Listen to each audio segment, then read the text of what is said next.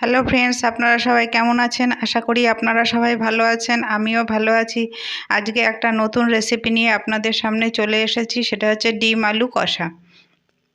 তার জন্য আমি এখানে প্রথমে গ্যাসটা ধরিয়ে নেব। এরপর আমি আলু আর ডিমটা সেদ্ধ করে নেব।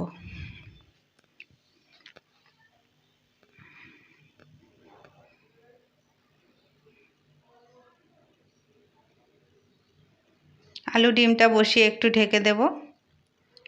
এদিকে আমি একটা মশলার পেস্ট তৈরি করে নেব।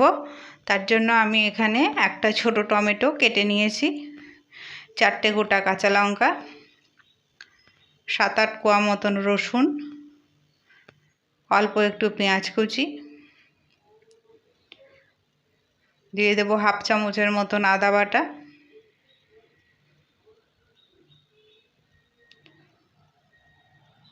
এরপর দেব 1/2 চামচ ধনে গুঁড়ো, 1/2 চামচের একটু বেশি জিরে গুঁড়ো, 1/2 চামচ কাশ্মীরি লঙ্কার গুঁড়ো।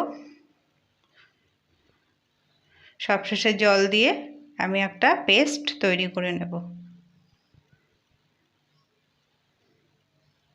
এই যে সুন্দর একটা পেস্ট তৈরি হয়ে গেছে। এবার আমি এখান থেকে আলুগুলো তুলে নেব। আলুগুলো মোটামুটি সেদ্ধ হয়ে গেছে, কিন্তু ডিমটা এখনও সেদ্ধ হয়নি বলে আমি ডিমটাকে আরও একটু সেদ্ধ করে নেব। তো এবার ডিমগুলো মোটামুটি সেদ্ধ হয়ে গেছে। এবার আমি তুলে ডিমের খোসাগুলো ছাড়িয়ে নেব। এদিকে গ্যাসে কড়াই বসিয়ে দিয়েছি।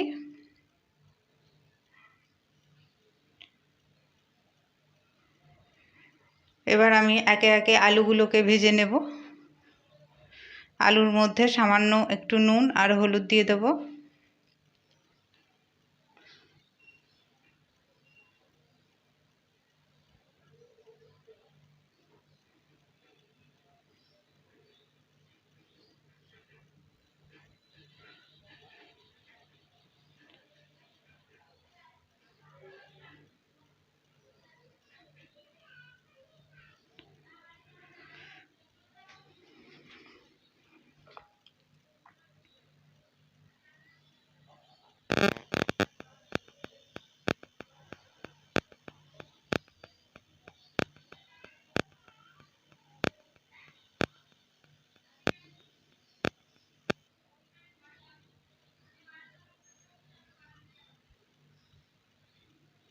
এবার আলুগুলোকে আমি তুলে নেব।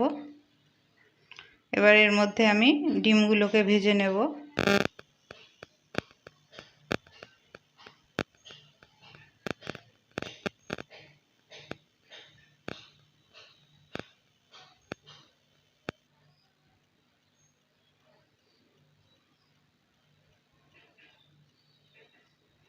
ডিমগুলো ভাজা হয়ে গেছে। এবার আমি ডিমগুলোকে তুলে নেব।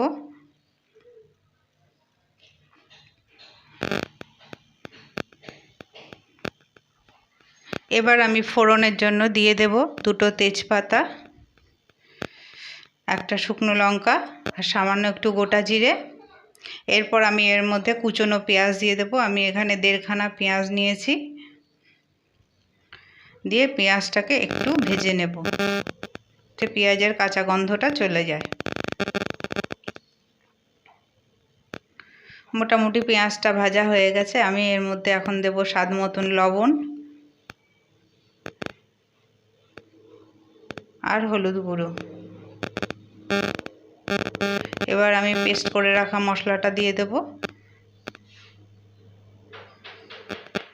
দিয়ে মশলার বাটিটা ধুয়ে অল্প একটু জল দিয়ে দেব। দিয়ে মশলাটা খুব ভালো করে কষিয়ে নেব।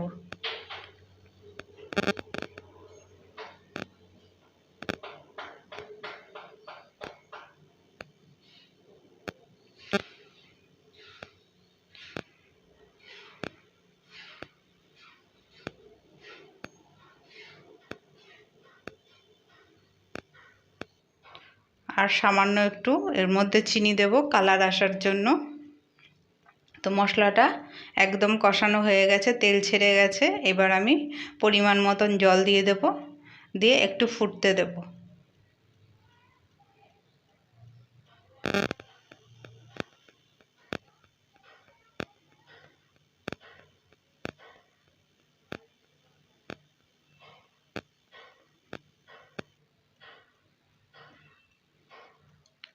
কিছুক্ষণ ফুটে গেলে পরে এর মধ্যে আমি ডিম আর আলুটা দিয়ে দেব।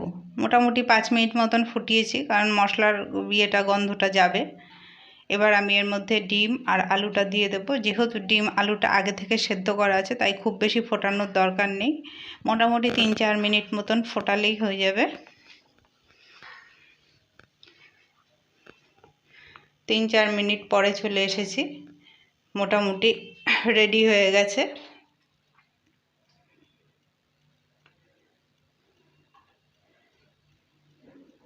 এবার আমি এর মধ্যে উপর থেকে ধনেপাতা দিয়ে দেব। আমি এখানে গরম মশলার গুঁড়োটা দিইনি, আপনারা চাইলে দিতে পারেন। খুব সুন্দর একটা কালার এসেছে। ভিডিওটা ভালো লাগলে লাইক করে দেবেন। আজকের মতন এখানেই শেষ করলাম।